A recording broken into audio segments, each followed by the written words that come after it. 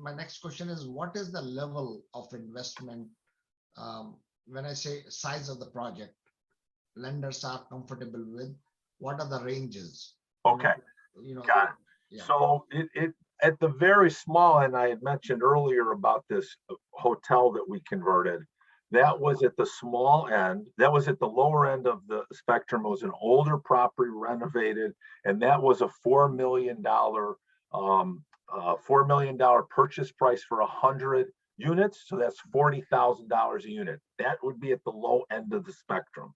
Another one at that same level of $4 million approximately, someone developed a new project for 50 units in a very small town, USA.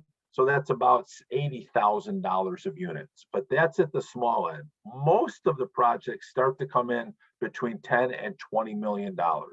So that's kind of where the newer projects are, and the you know, that would be, you know, more in the middle if you had a distribution, 10 to 20 million. There's some outside at 50 million, and there's some, like I said, at 30, or, you know, at 3 million or 1 million, but 10 to 20 would be it. And then you'd ask, generally what you have to invest, what a lender will require you to invest is somewhere plus or minus 25% equity in there.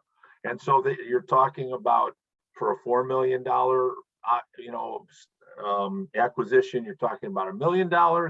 For a 10 million, 2.5 million. And that's then assuming that then you have to be bankable. Your balance sheet has to be strong enough for a lender to accept you from the debt standpoint. So the two sides would be, you're focusing on it as enough liquidity to provide for the equity, and a strong enough balance sheet for the lender to accept you, you know, as a reasonable credit risk.